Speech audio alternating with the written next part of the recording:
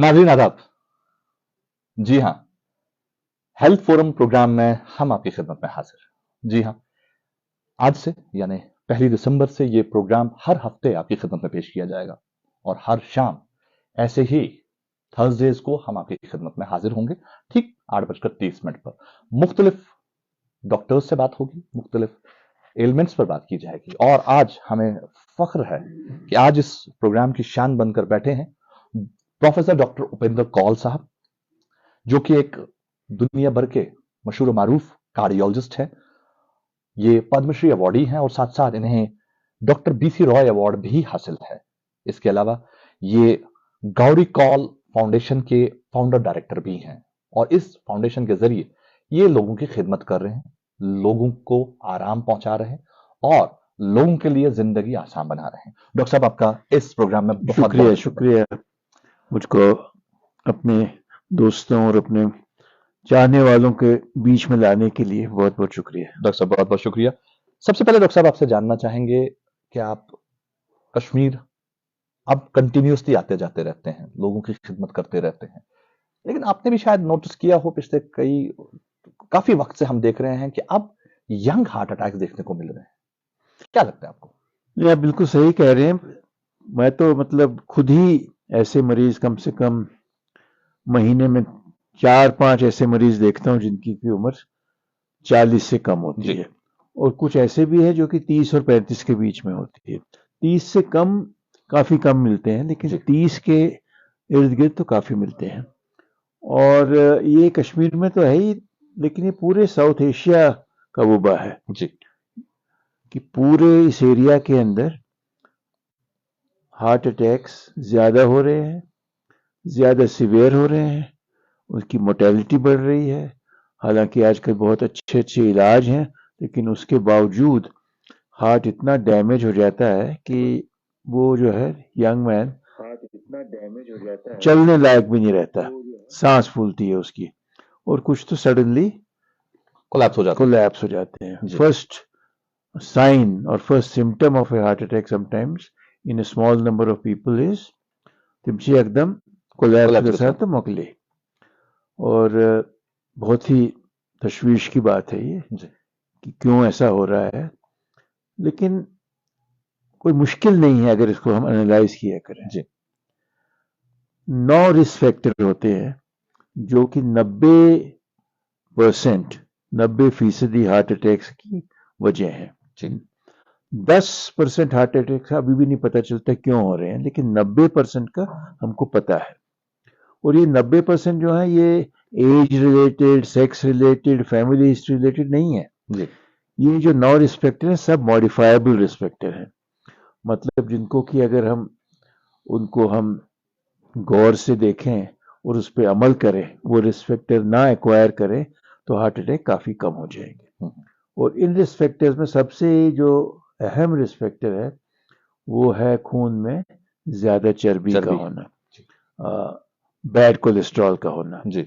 उसके बाद जो आता है वो है तंबाकू, सिगरेट जी। किसी भी तरीके से तंबाकू लेना, बट जैसे आपको पता है सबसे आम तरीका तो सिगरेट पीना है जी। उसके बाद आता है हाई ब्लड प्रेशर, जो कि वादी में 35 से 40% लोगों को 30 साल की उम्र के बाद हाई ब्लड प्रेशर है। फिर आता है डायबिटीज, जो कि वादी में 11% से 12% लोगों को है जी।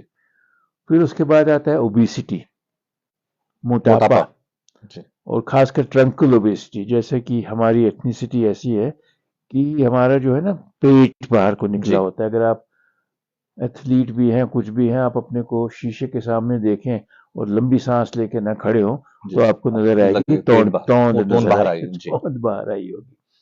और उसके बाद आता है कुछ प्रोटेक्टिव रिस्क फैक्टर्स हैं, जो कि दिन में 4-5 बार सब्जी या फल खाए उसको हार्ट अटैक कम होते हैं। जो कि 5000, 6000, 7000 स्टेप्स की एक्सरसाइज करे रोज, आधा घंटा 40 मिनट एक्सरसाइज करे, वो भी आपको प्रोटेक्टिव रिस्क फैक्टर है। और एक बड़ा ही अहम खतरनाक रिस्क फैक्टर है स्ट्रेस जी, जो कि पहले सोचा जाता था कि शायद वो बीपी बढ़ा के या किसी और वजह से जी रिस्क फैक्टर है, लेकिन अब पता चला है कि स्ट्रेस, जो कि टेंशन, एंजाइटी, जो कि घर में हो, ऑफिस में हो, किसी भी तरीके से हो, वो भी बहुत इंपॉर्टेंट रिस्क फैक्टर। 8 तो मैंने बता दी। जी 9वां रिस्क फैक्टर जो है वो साउथ एशियंस के अंदर लागू नहीं होता, और वो है मॉडरेशन ऑफ अल्कोहल।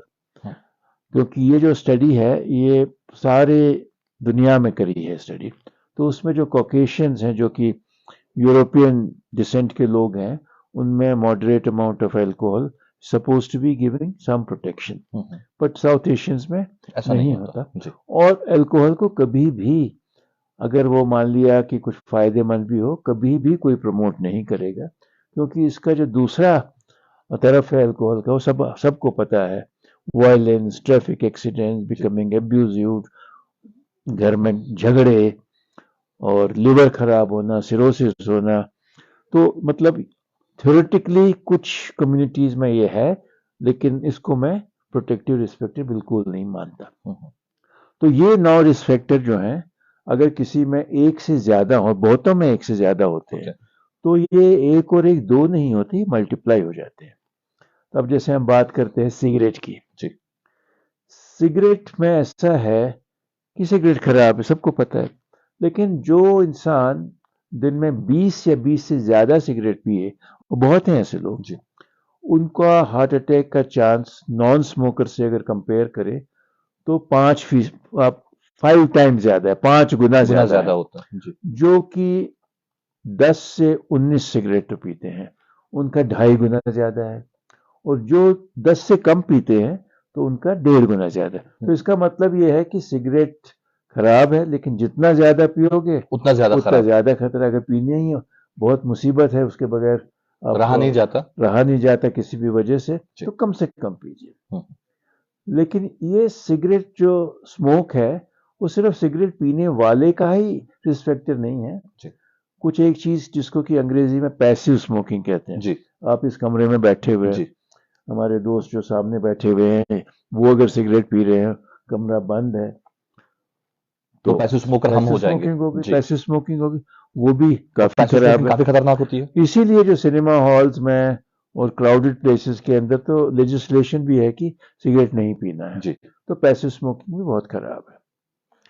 फिर मैं कहता हूं कि जैसा नंबर 2 रिस्क फैक्टर मैंने बताया था, पहले तो फैट का था, जी हाई कोलेस्ट्रॉल जो था, वो जो है हमारी कम्युनिटी में, हमारे हिस्से में, या हमारे जहां हम रहते हैं जी साउथ एशिया में, खासकर कश्मीर में, जो है कोलेस्ट्रॉल की क्वांटिटी खून में ज्यादा होती है।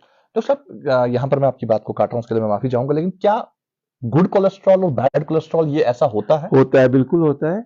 एचडीएल कोलेस्ट्रॉल कहते हैं उसको, गुड कोलेस्ट्रॉल कहते हैं, जी तो वो जो है नसों में से और कई जगहों से कोलेस्ट्रॉल को बाहर खींचता है। लेकिन एचडीएल कोलेस्ट्रॉल को बढ़ाने की कोई दवा नहीं है, हम्म, और ये जेनेटिक है। जी एक्सरसाइज और अच्छे खाने पीने, हार्ट हेल्दी डाइट जिसके बारे में हम बात करेंगे, उससे 1 या 2% बढ़ता है। तो दिस इज जेनेटिक, इसको हम कुछ नहीं कर सकते।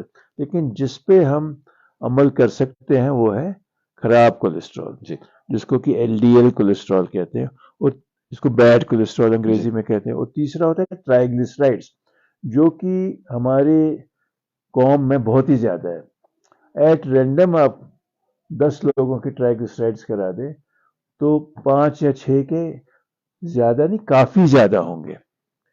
तो इसकी क्या वजह है? ट्राइग्लिसराइड ज्यादा, एक तो थोड़ा जेनेटिक तो होता है, लेकिन खाने पीने से बहुत इसमें जो है एसोसिएशन है। जो हम लोग चावल खाते हैं या कार्बोहाइड्रेट्स खाते जी हैं, सुबह से शाम तक खाते हैं, हम लोग नींद से जब उठते हैं चाय के साथ कांद सोच छाना, वो प्योर मैदा है, बिल्कुल और that is full of triglycerides. अच्छी बात ही क्या हुआ, चावल जो हम लोग खाते हैं या जो रोटी भी खाते हैं, प्लेट में बीच में हम चावल रखते हैं, साइड में सब्जी रखते सब्जी हैं, थोड़ी सी थोड़ी सी रखी, ऊपर डाल दी, जरा सी डाल दी। अब अगर आप यूरोप जाए, आप तो गए हैं, देखा है, या मूवीज में हमारे दोस्तों ने देखा हो, खाने पे जब डिनर पे बैठे होते हैं, वहाँ प्लेट में सलाद होती है, जी। प्लेट में वेजिटेबल्स होती हैं, बॉइल्ड वेजिटेबल होगी, हम्म, कुछ होगी, वो खाते हैं। वो हम बहुत ही कम खाते हैं। फल, इतने फल हैं यहाँ पे, जी। हम तो we are blessed with having so many kinds of fruits in fruits. All the seasons. अब आप देखिए घर में कितना कम खाते हैं फल, बहुत कम खाते हैं। जी। तो lack of vegetables, fresh fruits, और ये जो फल हैं खाने वो fresh, canned fruits, tinned fruits, उसमें जो है प्रिजर्वेटिव्स होते हैं। इसी तरह जो खाने की चीज़ें जिसमें कि प्रिजर्वेटिव डाल के होती है, वो बहुत खराब है, उनमें नमक बहुत ज़्यादा होता जी। है। तो खाने पीने का जो है कोलेस्ट्रॉल और ट्राइग्लिसराइड बहुत असर होता है। और हम लोग जो है कश्मीरी मीट ईटर्स हैं, जी। और मीट गरीब हो अमीर हो सबके घर खाएगा, में पकता ही पकता है। पकता ही पकता है, हफ्ते में 4-5 बार तो पकता ही है। फिश वगैरह होने के बावजूद ज़्यादा नहीं खाते, ज्यादा इस्तेमाल नहीं महीने में 1 बार खाते हैं, 2 बार खाते हैं। करते। जी। वाज़वान में मैं कई बारी सोचता हूँ कि वाज़वान में फिश क्या इतना आसान हम्म, नहीं होती उसमें फिश, ठीक है, उसमें हर तरह का मीट, 10 तरह का मीट आएगा। So that obviously is going to increase the cholesterol cholesterol. Level. और आम कश्मीरी का जो कोलेस्ट्रॉल लेवल है बहुत ज्यादा नहीं होता, लेकिन ज्यादा होता है। हम्म। एलडीएल कोलेस्ट्रॉल की जो क्वांटिटी है हमारी कम्युनिटी में, जहाँ की जो कि हम आपने शुरू ही इसी से किया कि हार्ट अटैक यंग एज में आ रहे हैं, तो हमारे जो एलडीएल कोलेस्ट्रॉल है 100 से कम होना चाहिए। वो बहुत कम लोगों का 100 से कम होता है। किसी का भी देखो 130, 140, जो बहुत खतरनाक नहीं लगता, लेकिन दैट्स हाई। और जिसको हार्ट अटैक हो जाए, जैसे आपने बताया कि यंग एज में हार्ट अटैक, उसका कोलेस्ट्रॉल जो है 70 से कम होना चाहिए। और जिसको कि बहुत ज्यादा रिस्क फैक्टर्स हैं, जी। और 1-2 बार हार्ट अटैक हो, और बहुत लोग हैं जिनको कि 1 से ज्यादा बार हार्ट अटैक हो, उनका एलडीएल कोलेस्ट्रॉल तो 50 से कम होना चाहिए, 40-30। और ये मुश्किल नहीं है, आजकल अच्छी दवाइयां हैं, सस्ती हैं वो, और अपने आप तो नहीं खाते वो दवाइयां, डॉक्टर के इसके प्रिस्क्रिप्शन के बाद खाते हैं, बट काफी सेफ है। तो उनका जो है जुडिशियस यूज होना चाहिए ताकि कोलेस्ट्रॉल कम रहे। उसके बाद मैं आता हूँ ब्लड प्रेशर के ऊपर। जी। ब्लड प्रेशर जो है जितना कम हो उतना अच्छा। बेहतर। लाइफ इंश्योरेंस के जो डेटा है उसमें ये बहुत ही क्लियर है, जिनका ब्लड प्रेशर 110 रहता है या 100 रहता है सिस्टोलिक, अब ऊपर वाला ब्लड प्रेशर, वो नॉर्मल है। जी। और जिसका 140 रहता है वो भी नॉर्मल है। लेकिन जिसका 100 रहता है वो ज्यादा जिएगा, उसको स्ट्रोक का चांस बहुत कम। ज्यादा कम है, कम है। किडनी डिजीज का चांस बहुत कम है, हार्ट अटैक का चांस बहुत कम है। लेकिन हम दवाइयां लेके 100 ब्लड प्रेशर एम नहीं करते, या 110 नहीं एम करते, क्योंकि उसमें बहुत ज्यादा दवाई खानी पड़ेगी, और कोई प्रूफ नहीं है कि अगर हम ब्लड प्रेशर को 130-80 से कम लाएं दवाइयों से जी। तो बहुत बेनिफिट आएगा। तो सबसे पहले तो मैं अपने दोस्तों से ये कहना चाहूंगा, हर एक इंसान को अपना ब्लड प्रेशर पता होना चाहिए, कि मैं शुनपाथी ब्लड प्रेशर कुरमुती जांच, चेक। इसका कोई एक्सक्यूज नहीं होना चाहिए। डॉक्टर साहब, आप ये अक्सर कहा जाता है कि वो लोग जो बार बार ब्लड प्रेशर चेक करवाते हैं, बहुत सारे लोग अब साइकोलॉजिकली थोड़ा सा उसको लेकर ना सीरियस हो जाते हैं और बार बार ब्लड प्रेशर चेक करते हैं। क्या बार बार ब्लड प्रेशर चेक करने से कोई प्रॉब्लम होता है? नहीं, वो तो आप बात कर रहे हैं कुछ लोगों की जिनका कि ब्लड प्रेशर ज्यादा है, और वो एक बारी कुछ प्रॉब्लम आ गई है तो दे उनको बताया गया है कि आपका ब्लड प्रेशर नॉर्मल रहना चाहिए, तो वो फिर उसी के चक्कर में 3-3 4-4 बार देखते हैं। बट अगर इफ यू आप पूरी कम्युनिटी को देखोगे, कोई बार बार कोई नहीं चेक करता, 100 में से कोई 2 लोग या 4 लोग बार बार चेक करेंगे। तो मैं ये हर एक इंसान को कहता हूँ, गांव का हो या शहर का हो, उसको अपना कॉलर का साइज पता होता है, जूते का साइज पता पता होता होता है। है। तो उसी तरीके से आपको अपना ब्लड प्रेशर पता होना चाहिए। और आपने अगर ब्लड प्रेशर अपना नापा और वो आ रहा है 110 या 120 आ रहा है, तो बड़ी अच्छी बात है। उसको फिर बार बार चेक करने की जरूरत नहीं है। हाँ, 6 महीने में एक बार एक चेक बार कर कर लीजिए, लीजिए। बढ़ तो नहीं रहा। तो ऐसा बहुत ही नामुमकिन है कि 110 वाले का एकदम 150 हो जाएगा, जी। या कोई अजीब सा सिम्टम हो, कुछ हो तो चेक किया। तो ब्लड प्रेशर वाले को हमारा जो गाइडलाइंस है, इंडियन गाइडलाइंस और for that matter European guidelines भी कहती हैं कि 140/90 से कम रहना चाहिए। जी। और हर उम्र में एक ये भी मिथ है, जैसे जैसे उम्र बढ़ती है वैसे वैसे ब्लड प्रेशर बढ़ता है। 80 साल वाले का ब्लड प्रेशर 180 नॉर्मल है और 30 साल वाले का 130 है। ये सब गलत है। हर उम्र में ब्लड प्रेशर जो है 140-90 से कम होना चाहिए और प्रेफरेबली 130-80 होना चाहिए जी। और उसको कम करने के लिए कई तरीके हैं। दवाई तो है लेकिन लाइफस्टाइल मेजर्स जो हैं बहुत इंपॉर्टेंट है। कम नमक खाना, कहते हैं कि साइंटिफिकली 3 या 4 ग्राम नमक काफी होता है जिंदा रहने के लिए, जो जिस्म को, सेल्स को चाहिए। लेकिन अगर आप देखें हम कितना नमक खाते हैं, कम से कम 10-15 ग्राम खाते हैं दिन में पर डे। बस। बिल्कुल, आप अपने हाउसवाइफ से या घर में पूछ लीजिए कितना नमक खरीदते हैं महीने में। जी। वो टाटा के जो पैकेट पैकेट्स लाते आते हैं हैं जी। कितने खरीदते हैं उसी से पता चल जाएगा। कितना अगर 5 इस्तेमाल हो रहा लोग हैं इतने पैकेट आए तो कहाँ गया वो बाकी। तो वो खाते हैं चटनी, पापड़, आचार, this is full of salt. तो जो मीट खाते हैं, सब्जी खाते हैं, उसमें आमतौर पे आप देखिए नमक काफी होता है और हर सब्जी के अंदर अपना नमक काफी होता है। तो नमक कम करना आदत होनी चाहिए। हम नून चाय चबाने is a part of our culture, ये नहीं कह सकते छोड़ दो, लेकिन नमक बार बार मत पियो। जी। एक बार पी लो, एक बार एक शाम को पियो, नमक कम रखो उसके करके। अंदर। फिर आता है ब्लड प्रेशर के अंदर भी खाना पीना। उसमें भी जो मैं बार बार बता रहा हूं कि हम लोगों को फ्रूट्स, वेजिटेबल्स, सैलेड्स बहुत खानी चाहिए। सैलेड्स में क्या, खीरा, गाजर, टमाटर, प्याज, देर ना अच्छा टेस्ट होता है उसमें, थोड़ा नींबू डाल लीजिए। बादाम, अखरोट, they very good, they reduce cholesterol. वो खाते हैं कई लोग लेकिन सब लोग वो भी नहीं खाते। कईयों को मिथ है कि हमसे कोलेस्ट्रॉल खसा हतमस्ती लासा, तो उनको, जिनको ये ख्याल है कि उससे कोलेस्ट्रॉल बढ़ सकता है, एनिमल किंगडम की देन है हाई कोलेस्ट्रॉल फूड जी। किसी भी सब्जी, कोई भी प्लांट किंगडम का कोई भी आइटम नहीं है जिसमें कि कोलेस्ट्रॉल है, जीरो कोलेस्ट्रॉल। कई कहते हैं काजू में कोलेस्ट्रॉल है, काजू में कोलेस्ट्रॉल बिल्कुल नहीं है, बट काजू is full of calories, it is giving you satisfaction. और वो ऐसा होता है एडिक्शन, जैसे एक खाया फिर दूसरा खाया फिर तीसरा खाया, खाते ही चला जाता है और वो कैलोरीज में कन्वर्ट होता है जी। सो हर चीज का, जिसका भी मैं बयान करूंगा उसमें 4 to 5 servings of fruits and vegetables is important. How to do it? जी। सेब, दिन में 2 बार सेब खा लो, 2 सेब खाना कौन सी बड़ी बात है। सीजन में नाशपाती होती है, पपीता आजकल मिलता है जी। और सीजनल फ्रूट अंगूर मिलता है, चेरी और चेरी मिलता है। तो वन डजंट हैव टू कि हमें कीवी फ्रूट ही खाना है जी। खाइए, वो किसी को शौक है, अफोर्ड कर सकता है तो खाइए, लेकिन जो सीजनल फ्रूट है वो लीजिए। और आजकल पिछले 30-40 साल पहले कश्मीर में सब्जी विंटर में बहुत कम हो जाती थी और इस हक से उनके वहां, तो आजकल तो वो फैशन हो गया है, वो टेस्ट के लिए अभी भी खाते हैं, लेकिन सब्जी सब्जी because transportation has become so easy.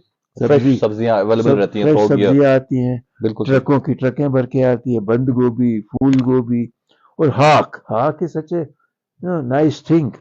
जो हमारी कल्चर के अंदर हाक है, और हर सीजन का हाक डिफरेंट टेस्ट का होता है, तो हाक खाइए, सत्सल खाइए। तो सब्जी, और उसको बहुत ज्यादा पका के नहीं खाना है जी, बहुत ज्यादा पका के नहीं खानी चाहिए। फिर सवाल आता है जी कौन सा तेल ले हम जी। तेलों के अंदर जो हम तेल खाते हैं, mustard oil is one of the very good oils, जो हमारे बाप दादा के टाइम से चला आ रहा है। हालांकि olive oil is suppose to be the best, but olive oil एक तो महंगा है, दूसरा हमारे खाने पीने के अंदर बात बनती नहीं है। मछली आप तलेंगे ऑलिव ऑयल में तो क्या बनेगा ना, बात नहीं बनती। Mustard oil. अब अगर कोई लेडी सुन रही है इसको, उनको गौर से सुनना चाहिए। हमारी आदत है कि मछली फ्राई करी, काफी तेल में फ्राई करी, उसमें ज्यादा तेल डालना पड़ता है, तो मछली के फिर तेल बच गया जी, उस तेल को साइड में रख देते हैं, अगले दिन खाने में डालते हैं, यूज करते हैं। That is poison. That oil which has been boiled, एक बार उबाल दिया उस तेल को, उबाल ही जाता है ना जब वो एग्जैक्टली, गर्म हो गया, बिल्कुल बिल्कुल गर्म हो गया, उबल तो जाता है वो। बॉइलिंग टेम्परेचर आ जाता है और वो कार्बन बन जाता है उसका, और उसको रखना, उससे कोलेस्ट्रॉल बढ़ता है, उसके अंदर जिसको कहते हैं कि ट्रांस फैटी एसिड्स होते हैं, जी which is even worse than taking ghee, so that should be thrown away, immediately sink में फेंक देना चाहिए।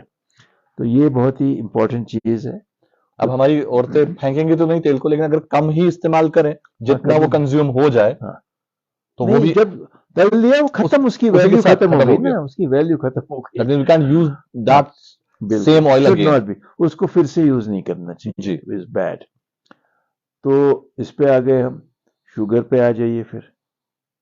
तो शुगर, जैसे कि मैंने बताया कि बहुत लोगों को है, 11% 12% लोगों को है, और इसका भी जो है डायग्नोसिस अगर जल्दी हो जाए जी तो उसकी कॉम्प्लिकेशंस कम होती हैं। जैसे मैंने ब्लड प्रेशर का बताया, सबको अपना ब्लड प्रेशर पता होना पता चाहिए, होना ऐसे ही चाहिए, शुगर, कितना आसान है शुगर चेक करना, बिल्कुल आजकल सही। तो बिल्कुल वो घर मिलते में हो, किया हो, घर कर में लिया। चेक कर लिया आराम से। और हर घर में बहुत ही कॉमन है, एक डायबिटिक तो नहीं होता ही है, हम्म। या पड़ोस में होगा, तो उसी का वो लगा के देख लिया। अब एक बार ही आपने चेक कर लिया किसी भी टाइम, ये जरूरी नहीं कि फास्टिंग ही करना है, रैंडम रैंडमली शुगर चेक कर आपने लिया, चेक कर लिया, अगर रैंडम शुगर 120 130 आ रहा है तो आप हो जाइए मुतमईन। आराम से, जी मुतमईन हो जाइए। तो अभी नहीं है। और जिसके शुगर थोड़े ज्यादा आ रहे हैं उसमें डायग्नोसिस जल्दी होना चाहिए। और आजकल एक टेस्ट होता है, HbA1c सी कहते हैं जी, उसको, जो कि पिछले 3 महीने का का शुगर शुगर बता बताता है, देता है। जी और उससे ये भी पता चल जाता है प्री डायबिटिक कौन है। जी 6 से कम हो तो आप डायबिटिक नहीं हो, जी 6 और 6.5 के बीच में अगर आपका HbA1c आ रहा है, परसेंट में होता है, जी, तो दैट इज प्री डायबिटिक, मतलब डायबिटीज आगे के होने होने के चांसेस हैं। काफी जी चांसेस हैं अगर वो अभी केयरफुल ना हो जाए। और 6.5 के बाद डायबिटिक है। लेकिन 6.5 और 7 के बीच में जिसका है, उसको कोई बहुत ज्यादा दवाई की जरूरत नहीं है, वो जो है लाइफ लाइफस्टाइल, स्टाइल मॉडिफाई कर सकता है। लाइफस्टाइल मॉडिफिकेशन उसके लिए काफी है। और लाइफस्टाइल मॉडिफिकेशन क्या होनी चाहिए, वही बात फिर आ जाएगी, जी एक्सरसाइज, खाना पीना। ईटिंग हार्ट हेल्दी डाइट जी एंड डूइंग एक्सरसाइज। जी अब कहते हैं जी हम 1-10 किस पर करो इस एक्सरसाइज। एक्सरसाइज, एक तो मैं बताऊंगा कि जिसको एक्सरसाइज की आदत हो उसको सर्दी कोई फर्क गर्मी नहीं से पड़ता। कोई फर्क नहीं बिल्कुल पड़ता, सही, ये नशा होता है, बिल्कुल। जाना है। अब ठीक है, अब सुबह कोहरा है, उसमें मत जाओ उस वक्त, अपने दिन में, कमरे में दिन में तो दिन धूप में कर सकते निकलती है हैं, ना, बिल्कुल दिन में सही। कर सकते हैं, नहीं तो अपने घर के अंदर ही ऊपर नीचे करके, एग्जैक्टली, इसमें बेस्ट है। आजकल सबके पास फोन है, मोबाइल फोन बिल्कुल, है, उसमें ऐप है, उसमें जो स्टेप्स आपको आते बताती है कि आप स्टेप्स कितने आते स्टेप हैं, चले हैं। स्टेप्स बिल्कुल आते हैं। उसमें आप देख लीजिए कि एबल बॉडीड पर्सन जो कि हट्टा कट्टा इंसान है, जी, उसको तो 8,000 करने ही करने चाहिए। ही करने। अगर आप 7 बजे 6 बजे देख रहे हो मेरे अभी 5 ही हुए हैं, कहने पे मत जाओ, मैं 8 करके आऊंगा। बिल्कुल सही, कौन सा मुश्किल है, कोई मुश्किल कोई नहीं मुश्किल अगर आप नहीं ना, ठान ले तो। ठान ले तो कोई मुश्किल नहीं है। बिल्कुल सही। और डॉक्टर साहब, जी यहाँ जी, पर बहुत सारे दोस्तों ने हमें व्हाट्सएप पर, सॉरी, फेसबुक पे हमें सवाल पूछे हैं। हालांकि पहला सवाल जो हमारे पास आया था, ये वानी आजाद साहब की तरफ से आया था। वो पूछ रहे थे कि good diet for healthy heart क्या होता है। हालांकि आपने उस बारे में बात ऑलरेडी करी, सवाल से पूछे पहले ही। और यहाँ पर मैं नाज़रीन को बताना चाहूंगा कि आप देख रहे हैं हमारा लाइव शो। जी हाँ, लाइव शो है दी हेल्थ फोरम, और हेल्थ फोरम में हम आज बात कर रहे हैं प्रोफेसर डॉक्टर उपेंद्र कौल साहब से, जो कि एक वर्ल्ड फेमस कार्डियोलॉजिस्ट है, पद्मश्री अवार्डी हैं, डॉक्टर बीसी रॉय अवार्डी हैं, और इसके अलावा बहुत सारे एजाज इनके पास हैं। और ये एक फाउंडेशन चलाते हैं, गौरी कॉल फाउंडेशन, जिसके ये फाउंडर डायरेक्टर हैं और खिदमत कर रहे हैं लोगों की। और डॉक्टर साहब से बातचीत जारी है। डॉक्टर साहब, यहाँ पर एक और सवाल मेरे जहन में जो आता है, अक्सर हमसे लोग बात करते हैं और ये कहते हैं कि ब्लड प्रेशर की शिकायत है बहुत सारे लोगों को, लेकिन वो कौन सी एज है जहां से एक इंसान को अपना ब्लड प्रेशर मॉनिटर करना शुरू करना चाहिए? एक, दूसरा, क्या हार्ट अटैक की प्रॉब्लम या हार्ट फेलियर की प्रॉब्लम हेरिडिटरी हो सकती है? इस बारे में कुछ बताएं। एक तो ब्लड प्रेशर मॉनिटरिंग कब करना चाहिए, जी जैसे मैंने बताया कि ब्लड प्रेशर बच्चों में ज्यादा होना अनकॉमन होता है, जी लेकिन किसी किसी में होता है। हम्म, अगर उसमें होता है तो उसको तो काफी इन्वेस्टिगेशन करनी होती है, उसको हम कहते हैं कि सेकेंडरी कॉज ऑफ हाइपरटेंशन। कुछ बनावटी प्रॉब्लम्स होती हैं, जी जो ब्लड की मेन ट्यूब एओर्टा होता है उसमें कोऑप्टेशन है, या बच्चे को बचपन में किडनी की प्रॉब्लम हुई, ग्लोमेरुलर नेफ्राइटिस एक प्रॉब्लम होती है, उनको बीपी ज़्यादा होता है। और कईयों को फैमिली हिस्ट्री होती है तो 20 साल 25 साल में 140 90 वगैरह ब्लड प्रेशर होना शुरू हो जाता है। तो मैं समझूंगा कि स्कूल लीविंग के टाइम होता भी है, कई बार मेडिकल होता है, स्कूल में भी होता स्कूल है, में भी होता है। तो वो होना चाहिए। उसके बाद कॉलेज में जब जाते हैं तब होना चाहिए। जब आप जॉब करने जाते हैं, जो सरकारी नौकरियां होती हैं, कई नौकरियां होती हैं, उसमें बीपी तो देखते ही हैं। अब जो अपना काम करते हैं, बहुत सारे लोग हैं जो अपना काम करते हैं, तो उनको भी ब्लड प्रेशर करना चाहिए चेक। जी और जैसे कि मैं पहले ही बता रहा हूँ, शुरू से बता रहा हूँ कि हर एक इंसान को अपना ब्लड प्रेशर पता मालूम होना होना चाहिए, चाहिए। मालूम होना चाहिए, बहुत जरूरी है। और ज्यादा ब्लड प्रेशर के, अनफॉर्चुनेटली, बदकिस्मती से, हाई ब्लड प्रेशर के जो सिम्टम्स होते हैं, जो इसके कुछ क्या कहते हैं वजूहात, तो पता हो गई कि उसकी वजह से सिर दर्द, जी चक्कर आना, या किसी तरह की अनईजीनेस होना, जी ये अनकॉमन है, ये आमतौर पे नहीं होता। जी और अनफॉर्चुनेटली जब उसकी इलाज करते हैं तो दवाई का साइड इफेक्ट शुरू हो जाता है, वो फेंक देता है दवाई। मैं तो बस ठीक हो सो, दवा फर्स्ट छूट क्लास गई हो में सो, प्रॉब्लम स्टार्ट। वही गए प्रॉब्लम, भाई फर्स्ट क्लास हो सो। हम्म। तो इस ऑल्सो, इसीलिए इसको अंग्रेजी में कहते हैं साइलेंट किलर, जी बिकॉज ये चुपचाप खामोशी से इंसान। खामोशी से इंसान को खराब करता है, जैसे डायबिटीज और ब्लड प्रेशर। पेड़ होता है ना, जी आप देखते हैं पेड़ है पूरा उगा हुआ है, जी अंदर से खोखला हो रहा खोखला है, हो जाता है। पत्ते अभी भी हैं, जी और फिर एक दिन ऐसा आता है कि वो गिर अचानक से जाता गिर है, जाता है। कि जी खत्म हो गया। इसी तरह से ये ब्लड प्रेशर और शुगर, वो जी खासकर अगर ये कंबाइंड हो, और ये बहुत कॉमन है। ब्लड प्रेशर, जो शुगर के पेशेंट्स हैं, हाई ब्लड शुगर के पेशेंट्स हैं, जी उनमें कम से कम आधे पेशेंट्स जो है उनको शुगर भी, ये बीपी भी ज्यादा होता है। तो इस दोनों कॉम्बिनेशन को डेडली ड्यूओ कहते हैं, खतरनाक दोस्ती, कॉम्बिनेशन, खतरनाक कॉम्बिनेशन, कॉम्बिनेशन। जी खतरनाक कॉम्बिनेशन। क्योंकि डेडली ड्यूओ से हार्ट अटैक, किडनी डिजीज। अब आप देखते हैं कई लोग क्रिएटिनिन की लेवल लेके परेशान हो रहे बिल्कुल हैं, बिल्कुल। मास हो 1.5 को, 1.8 को, खराब है। इसका मतलब है कि किडनीज में प्रॉब्लम आ प्रॉब्लम आ गई है, गई। और दोनों किडनीज में प्रॉब्लम आ गई है। जी क्योंकि अगर एक किडनी निकाल भी दी जाए इंसान की, जैसे डोनर्स देते हैं, जी माँ बच्चे को देती है, या भाई रिश्तेदार भाई देता को है, देता भाई है। भाई जी को देता है, तो एक किडनी बहुत है काम चलाने के काम लिए। चलाने, आधी किडनी भी बहुत है जी अगर उसको हेल्दी रखा जाए। तो किडनी डिजीज, क्रिएटिनिन ज्यादा होना मतलब दोनों किडनी अफेक्ट हो गई है। जी और earliest sign of kidney disease BP patient को या शुगर पेशेंट को कैसे पता चले, वो बहुत इंपॉर्टेंट है। जी और वो बहुत सिंपल है, यूरिन टेस्ट कराना। जी और यूरिन में अगर प्रोटीन आ रहा है या एल्ब्यूमिन आ रहा है, उसमें यूरिन टेस्ट जो भी कराता है उसमें लिखा होता है शुगर, कीटोन, प्रोटीन।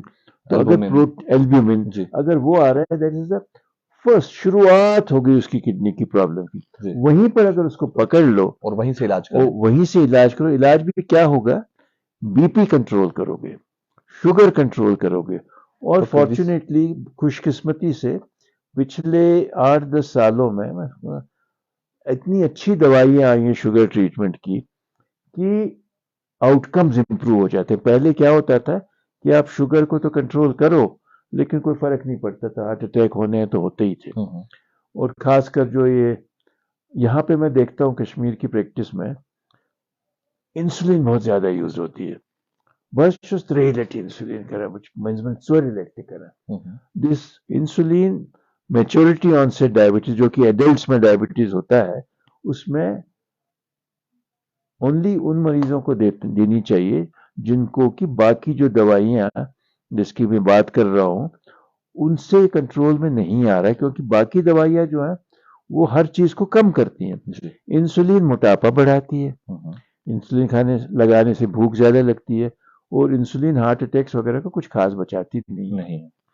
हाँ, जब इंसुलिन आई थी उस टाइम कुछ भी नहीं था, तो this was the first drug. तो इन्फेक्शन से मरते थे, कीटोसिस से मरते थे, ये दाने निकलते थे, कार्बंकल निकलते थे, तो वो इंसुलिन लगाने से कंट्रोल में हो गए। लेकिन ये जो कॉम्प्लिकेशंस हैं इंसुलिन से बहुत बेहतर चीजें हैं। और मरीजों को, कई लोग सुन रहे होंगे जो कि डायबिटिक्स है, मेटफॉर्मिन एक दवाई है जी 2 ग्राम तक खाई जा सकती है, वो बहुत अच्छी दवाई है और इतने सालों से अवेलेबल है, बहुत सस्ती है, बिल्कुल।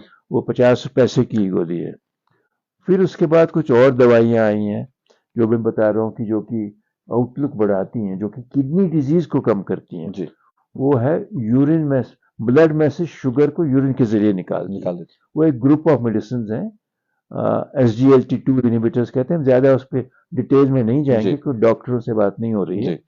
लेकिन ये मैं बताना चाहूंगा कि आपको, मरीजों को आजकल अपने डॉक्टर से पूछना चाहिए, बात करनी चाहिए। Bei ist dahin, wo insulin करे, डॉक्टर यू कोला साम सुचना इंसुलिन कैसे काम करे, ये SGLT2 बला क्या इचनेस करा फॉर्सिगा या कई ब्रांड्स हैं, वो क्यों नहीं यूज करते? क्योंकि वो आपका आउटलुक बढ़ाते हैं। डायबिटीज वाले को हार्ट फेलियर होने का चांस बहुत ज्यादा होता है, हार्ट का मसल वीक हो जाता है, एक तो डायरेक्ट शुगर की वजह से, और दूसरा दिल की नाड़ियां जो हैं जिससे हार्ट अटैक होता है उसमें कोलेस्ट्रॉल जमा होने से, 2 तरीके से होता है। तो ये जो दवाइयां हैं इससे हार्ट फेलियर बहुत कम हो जाता है। और यही नहीं, हार्ट फेलियर की दवाई बन गई है अभी। जो मरीज जिनका कि हार्ट बड़ा हो गया है, 10 कदम चलने में सांस फूलती है, क्लियरली यहाँ पे गर्दन की नसें ऐसे फूल के बैठी हुई है, सूजन आई हुई है पाँव में, ये cardinal features of heart failure होते हैं। इसकी दवाई भी ये दवाई है तो इसीलिए मैं कहता हूं जो हमारे जनरल प्रैक्टिशनर्स भी हैं, वो अगर एक बारी कमरे में अपनी प्रैक्टिस करते रहें, CME अटेंड ही ना करें, पढ़े नहीं, आजकल तो हमें अखबारों में भी डालता हूं, ना करें, हाँ, अपने आप को अपडेट ना करें और वही करते रहे तो इट इज नॉट अलाउड। इसीलिए बाकी के मुल्कों में तो you have to have CME hours, भाई इतने घंटे आपको CME करना, सर्टिफिकेट चाहिए हमें। तो ये बहुत जरूरी है अपडेट होना। अगर आपके डॉक्टर को ही नहीं पता तो क्या होगा ना। जी सही। तो हालांकि अब काफी CMEs होती हैं, तो ये बहुत जरूरी है कि दवाइयों को, जो नई नई दवाइयां आ रही हैं उनका जो है बहुत, उनके ऊपर रिसर्च होने के बाद आती हैं वो दवाइयां, और वो बहुत सेफ होती है। वो जो है गवर्नमेंट अप्रूव करती है उनको। Drug controller of general of India, this a big office, is a huge establishment, they clear it, expert sit down, गुफ्तगू होती है, जब वो सेफ्टी को मिलता है तब जाके इस्तेमाल होती है। तो ये जो दवाइयाँ, शुगर की नई दवाइयाँ निकली हैं, बहुत इंपॉर्टेंट है। और एक नई और शुगर की दवाई जिसको कि इंजेक्शन से पहले देते थे सिर्फ, वो उन मरीजों के लिए होती है जिनको कि कई बारी या हार्ट अटैक, स्ट्रोक, ये टांग की आर्टरी की ब्लॉकेज, एथेरोस्क्लेरोसिस मतलब fat deposition in the artery से हुआ है। तो उसमें वो एक ग्रुप ऑफ दवाई है, जैसे मैंने इसको SGLT2 का, वो GLP-1 एनालॉग्स हैं। तो पहले उसका इंजेक्शन होता था, तो इंजेक्शन हमेशा इंसान अवॉइड करता है भाई, एक्सेप्ट फॉर द पर्सन जो इंसुलिन ले रहा है, उसको कोई फर्क नहीं पड़ती, चलो चौथा आ गया, कोई मसला नहीं। तो पहले वो इंजेक्शन होता था, पहले वो रोज वाला इंजेक्शन आता था, फिर वो हफ्ते वाला आया, और अब इतनी ज्यादा रिसर्च के बाद एक कंपनी है नोवो नॉर्डिस्क, जो कि लीडर्स इन डायबिटीज मेडिसिन है, उन्होंने उसको टैबलेट के जरिए बना दिया। प्रोटीन है वो प्रोटीन को खा के एब्जॉर्ब हो जाए दवाई, वो एक मिरेकल है। क्योंकि प्रोटीन नॉर्मली पेट में जाता है, एसिड आता है, खत्म कर देता है, बट वो दवाई जो है, सेमाग्लूटाइड है उसका नाम, ओरल सेमाग्लूटाइड, कश्मीर में मिलती है, उससे एक तो वजन कम होता है, और डायबिटिक्स आप देखेंगे कई बारी बहुत ज्यादा वजन होता है। तो ये मैं वजन का भी फिर से थोड़ा सा इल्म देना चाहूंगा कि बॉडी मास इंडेक्स एक चीज होती है, बहुत ही आसान है उसको निकालना। आपको अपनी हाइट चाहिए और अपना वजन चाहिए, बिल्कुल, और टेबल है, उससे पता चल जाता है। वो ऐप कि है आप उसमें, कितना सही हैं, हाँ कितना, और आपका बॉडी टेबल से आ मास जाता है। बीएमआई। 25 से कम बॉडी मास इंडेक्स ठीक है, 25 और 29 तक ओवरवेट है, जी और 30 के बाद ओबीस है। जी। तो ओबिसिटी एक बार जब हो जाती है, एक तो इंसान भद्दा लगता है, बिल्कुल। दूसरा ओबिसिटी के साथ बहुत सारी और प्रॉब्लम्स होती हैं। ओबेसी होते उनकी जोड़ जो होते हैं उनको आर्थराइटिस उन्हीं जी को होती है ज्यादा, बिल्कुल। उनको रात में वो फिर वो स्नोर करके स्लीप एपनिया होता है, स्लिप हो फिर जाता वो है, बिल्कुल सीपैप लगाते हैं, बिल्कुल सही। ओएसए जिसको कहते हैं, वो ऑब्स्ट्रक्टिव स्लीप स्लिप एपनिया। जी ओबिसिटी हार्ट अटैक्स लाती है। जी। तो ओबिसिटी और ओवरवेट को अवॉइड अवॉइड करना चाहिए। करना, कैसे करोगे? यही वो चीजें आपने जो मैं डिसाइड बता रहा करना। हूँ, एक्सरसाइज करो, खाना पीना कम करो। तो क्या ये हेरिडिटरी हो सकता है या इसमें हेरिडिटरी का कोई कारण? हेरिडिटी जरूर होता है, लेकिन ऐसा भी तो होता है ना, उस घर में खाना पीना वैसा ही चल रहा है, तो वो कंटिन्यू चल वो चल रहा है। रहा है। वो बच्चा आता है, जैसे छोटा बच्चा है, उसको सब कहते हैं कितना अच्छा लग रहा है, गोल गोल बिल्कुल गोल मटोल सा बच्चा चबी, है, चबी। चबी बेटा है, लेकिन कितना उससे खूबसूरत। कितनी प्रॉब्लम्स को हो उसे सकती हैं, फिर आगे उसी वही से बच्चा होता है। सफर करता है। ये तो पता चला था जब अमेरिकन सोल्जर कोरिया वगैरह में जाके उनकी डेथ हुई, उनकी ऑटोप्सी होती थी, तो यंग सोल्जर्स के अंदर आर्टरीज के अंदर कोलेस्ट्रॉल की स्ट्रीक्स मिली। जी वही जो फैटी स्ट्रीक होती है वो बचपन में आती है, जी वो स्कूल कॉलेज में आ जाती है, जी बहुत उससे कोई इनॉकुअस, कुछ भी नहीं फर्क पड़ता, 1% भी ब्लॉक नहीं आया उस जी। आर्टरी को। और हम कहते हैं जब 70% से ज्यादा ब्लॉक आएगा तो फिर एंजाइना हार्ट अटैक होगा, लेकिन वही फैटी स्ट्रीक जो थी वो बढ़ती वो है। बढ़ती है विद टाइम। और उसमें नस के अंदर जिनको बीपी ज्यादा हो, जिनका कोलेस्ट्रॉल ज्यादा हो, जिनका कि ये जो क्या कहते हैं कि आ, शुगर हो, उनमें वो जो स्ट्रीक होती है एकदम से बढ़ जाती है, उसमें सूजन आती है और फट जाती है, जी और जैसे ही फटती है उसमें क्लॉट बन जाता है और हार्ट अटैक हो जाता है। जी। डॉक्टर साहब, यहाँ पर बहुत सारे दोस्तों ने हमें और भी सवाल लिख कर भेजे हैं। ये शबीर अहमद पसवाल हैं, लिखते हैं what are the causes of congestive heart failure. एक दूसरा इन्होंने सवाल पूछा है, what should I do if I have risk factors for coronary artery disease. इसके बारे कंजेस्टिव हार्ट फेलियर का मतलब होता है कि हार्ट मसल जो है में जी खराब हो गया है, हार्ट जो है साइज उसका बढ़ गया है, जी और उसके जो मैंने अभी बताया सिम्टम्स क्लियरली होते हैं, सूजन आती है, नसें बड़ी फड़कने लगती हैं, जी और सांस फूलती है चलने पे, ये कॉमन सिम्टम्स हैं। तो इसके जो कॉजेज हैं, इसका एक तो हाई ब्लड प्रेशर बहुत ही जी इंपॉर्टेंट कॉज है, जिसको बहुत सालों से हाई ब्लड प्रेशर रहे तो हार्ट को पंप करना पड़ता है इतने जोर से, वो थक जाता है, वीक हो जाता है, फेल हो जाता है। जी शुगर वाले पेशेंट को हार्ट फेलियर, मैंने अभी वजह बताई कि डायरेक्टली शुगर जो है हार्ट के मसल को कमजोर करता है, और फिर हार्ट की जो नसें हैं, जो नसें हार्ट के मसल को खून देती हैं, ऑक्सीजन देती हैं, उनमें ब्लॉक आ जाए, वो बंद हो जाता है, हार्ट अटैक होता है। जी तो उसका जैसे मैंने बताया पहले, तो हार्ट अटैक, ये हार्ट फेलियर होना नहीं चाहिए अगर हम ये सब चीजें कंट्रोल में रखें, लेकिन तो भी विद एज होता है। उसकी भी जैसे मैंने बताया, तेरा बहुत अच्छी दवाइयां आ गई हैं, और 4 पिलर कहते हैं वो हार्ट अटैक से, ये हार्ट फेलियर का ट्रीटमेंट में 4 पिलर हैं, जी 4 किस्म की दवाइयां। एक है एस इनहिबिटर, दूसरा है जो मैंने बताया अभी SGLT2, तीसरा है एल्डेक्टोन, चौथा है एक और दवाई है जिसको कि हम कहते हैं कि एक नई दवाई आई है आर्नी। हालांकि ये फोरम नहीं है कि इसकी डिस्कस किया फार्माकोलॉजी जाए। जी डिस्कस करने का, लेकिन मैं ये बताना चाहता हूँ इन मरीजों को, ये अपने डॉक्टर से जाके कह सकते हैं, बुछुसर फोर चौन पिलर्स। थंबन पे चोर थम हार्ट फेलियर ट्रीटमेंट दुनिया छुअना मिछातिम। तो डॉक्टर भी है, पढ़ता है कुछ, हालांकि गूगल में लगा के तो पता चल जाएगा जी सब कुछ, लेकिन गूगल में इधर उधर की अनाप शनाप भी आ खबरें जाती होती है हैं, तो एग्जैक्टली। उसके अपनी नॉलेज बढ़ा सकते हैं, लेकिन उसको यूज करके अपने को खुद इलाज नहीं करते। फिर उन्होंने बताया हार्ट अटैक की वजह क्या है। जी हार्ट अटैक के मैंने अभी आपको 9 रिस्क फैक्टर बताए, यस अगर आप सुन रहे थे, जी तो वो 9 रिस्क फैक्टर जो हैं, उसमें जो है 2 प्रोटेक्टिव हैं, 7 खराब हैं, जी वो मॉडिफाइबल रिस्क फैक्टर हैं। उनको अगर हम ठीक करें तो हार्ट अटैक बहुत कम हो जाएंगे। ये शाहिद पीर हमें एक और अभी हमारे व्यूअर हैं जिन्होंने लिखा है, what about rice and other food items for heart patients? चावल का इस्तेमाल करना या किसी और चीज का इस्तेमाल करना हार्ट पेशेंट के लिए किस हद तक सही है? Lapachna, हाँ तो बात कैसे आसन हाँ आपकी बात है, एग्जैक्टली। हाँ कैसे ज्यादा आसन बात बात कैसे कैसे काम कम आसो? आसन ऐसे बात ज्यादा खेवा हाँ हाँ कम कम खेवा चावल।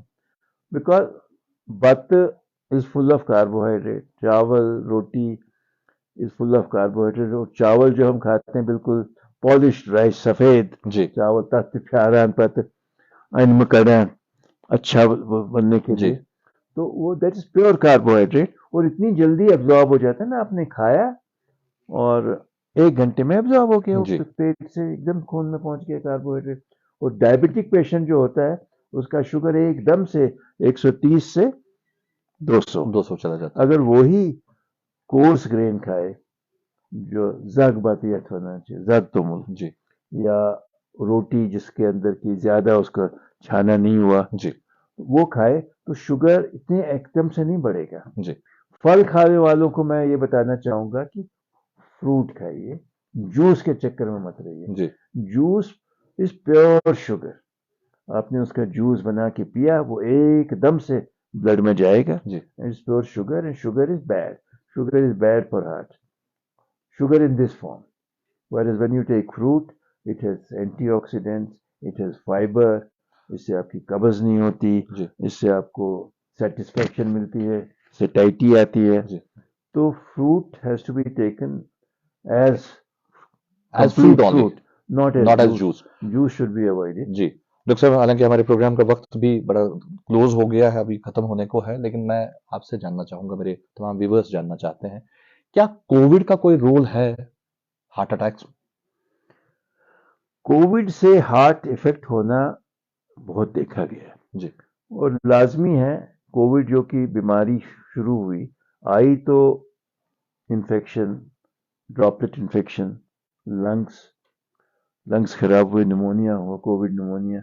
और हार्ट तो दो लंग्स के बीच में है ना, जी तो वो वाला इन्फेक्शन हार्ट को ट्रांसमिट बाय जस्ट प्रॉक्सिमिटी उसके साथ में पड़ा है। जी एक तो वो, दूसरा आपने देखा कि कोविड से ब्लड थिक हो जाता है, जी क्लॉट्स। तभी उनको एंटीकोएगुलेंट देने पड़ते हैं। बिल्कुल। तो जब थिक ब्लड हो जाता है, इन्फ्लेमेशन आती है, सूजन आती है, जी लंग में जैसे सूजन आई, दिल की नसों में भी सूजन आई, ब्रेन की नसों में उसमें भी सूजन सूजन आई। है। सूजन से नस बंद हो सकती है हम्म, और नस बंद होगी तो हार्ट अटैक होगा, दिमाग की नस बंद होगी तो स्ट्रोक होगा। तो कोविड उस तरीके से भी आया। तीसरा ये हुआ कि जब कोविड आया तो जिनको अब हाई बीपी शुगर की प्रॉब्लम थी, उन्होंने वो दवाइयां बंद कर दी। जी अब वो कोविड के चक्कर कोविड में के पड़ चक्कर में गए, रह गए। ये जी खाएंगे वो खाएंगे, विटामिन सी खाएंगे, ये खाएंगे। तो जब उन्होंने दवाइयां बंद करी, उनका ब्लड प्रेशर बढ़ गया, जी उनकी शुगर बढ़ गई, घर में बैठे रहे, एक्टिविटी कम हो गई, जी बाहर नहीं जाना, इन्फेक्शन हो गया, एक्टिविटी भी कम हो गई। तो मल्टीफैक्टोरियल है। हाँ, कोविड के दौरान में हार्ट अटैक हुए और Covid can affect the heart. So fortunately अब 3-3 वैक्सीन लगाने के बाद और नेचुरल हिस्ट्री ऑफ कोविड और जिसको कहते हैं हर्ड इम्यूनिटी जी आके अब गया। जी। लेकिन एहतियात करना अभी भी। एहतियात करना अच्छा है। और मास्क लगाना सिर्फ कोविड से नहीं बचाता ना, जी वो काफी सारे इन्फेक्शन और इन्फ्लुएंजा से बचाता है, बिल्कुल सही। ये पोल्यूशन से पोल्यूशन से बचाता बचाता है। है, बिल्कुल सही। तो मास्क लगाने की आदत जो है खराब आदत नहीं खराब है। नहीं है। जापान में कब से मास्क लगा के लोग चलते हैं, वो बेवकूफ थोड़ी है। बिल्कुल सही। डॉक्टर साहब, आखिर पर कोई मैसेज देना चाहेंगे हमारे देखने वालों के लिए? हालांकि आपके साथ गुफ्तगू करते पता ही नहीं चला कि 40 मिनट हो चुके हैं और हमारे प्रोग्राम का वक्त कुल मिला के 45 मिनट का होता है, लेकिन आप आखिर में चाहेंगे कोई मैसेज हमारे देखने वालों मैसेज मैं देना चाहूंगा अपने दोस्तों, भाइयों, बहनों सबको कि अपने हार्ट का ख्याल रखिए। और ख्याल रखना जो है आसान है, उसमें आपको बहुत पैसे की ज़रूरत नहीं है। उसका ख्याल रखने से आपकी जो ज़िंदगी है अच्छी रहेगी। आपको जो है आगे अपना जो काम करते हैं, जहाँ से भी हैं, पढ़ाई करते हैं, नौकरी करते हैं, जो भी करते हैं, उसमें जो है आपको इजाफा होगा। और हमारी जो कम्युनिटी है, हमारी कम्युनिटी प्राउड, बहुत हमको ये फ़ख्र है अपने यंग जनरेशन पे। और यंग जनरेशन को ही अगर हार्ट अटैक होने शुरू हो गए तो हमारा क्या होगा? तो यंग जनरेशन को खासकर मैं कहता हूं कि heart healthy diet, heart healthy exercises and be away from drugs. हमने मौका नहीं आया ड्रग्स का बीच में लाने का। जी one of the causes of the sudden deaths and other things has been drugs. और माँ बाप छुपाते हैं, जी वो बेटा आ गया रात को लगा के हीरोइन या वो सुट्टा खींच के आ गया, सुबह उठा ही नहीं। जी तो वन एक उसकी वजह ये भी थी कि ड्रग्स की जो क्वांटिटी यहाँ पे यूज हो रही है काफी बढ़ बहुत गई है। खतरनाक। और ये भी हमें अपने पेरेंट्स को वगैरह देखना चाहिए कि अगर आपको शक हो रहा है तो तो इसका शुरू में इस पे कुछ गौर करिए, अदरवाइज एक बार एडिक्ट हो जाए तो मुश्किल कहीं है। पर देर ना हो जाए। बिल्कुल। सो यूथ जो है, जो यंग पीपल है, जो नौजवान है हमारे, उन पे जिम्मेदारी बनती है कि आप में अपनी कौम को आगे ले जाना है, पीछे नहीं ले जाना। तो आप अपने दिल का ख्याल रखिए। डॉक्टर साहब बहुत बहुत शुक्रिया आज इस प्रोग्राम को अपना वक्त देने का, और इतनी सारी इंफॉर्मेटिव जो बातें आपने की वो हमारे नाजरीन तक आपने पहुंचाई। आपका बहुत बहुत शुक्रिया। आगे इंशाल्लाह मौका मिला तो फिर से जरूर आपको जरूर, तकलीफ देंगे इंशाल्लाह जरूर, और मैं फिर बात जब करेंगे। आपको लगे मेरी जरूरत है आप बहुत बहुत आइए। शुक्रिया। तो नाज़रीन, ये थे डॉक्टर उपिंदर कोल साहब। हालांकि इन्हें सब लोग यू कोल के नाम से जानते हैं, लोगों के लिए बड़ा आसान होता है यू कोल याद करना। तो डॉक्टर यू कोल से आज हमने बात की और आपको बताया कि हेल्दी हार्ट और हेल्दी लाइफस्टाइल क्या होता है। इस प्रोग्राम के डिजिटल पार्टनर है हमारे techno park, Nauhatta and Chhanpura. तो उम्मीद करते हैं इसी प्रोग्राम के अगले शुमारे में आपसे करेंगे मुलाकात, किसी और मर्ज को लेकर बात होगी, किसी और शख्सियत से बात होगी। तब तक के लिए आपका और हमारा अल्लाह हाफिज। अल्लाह हाफिज।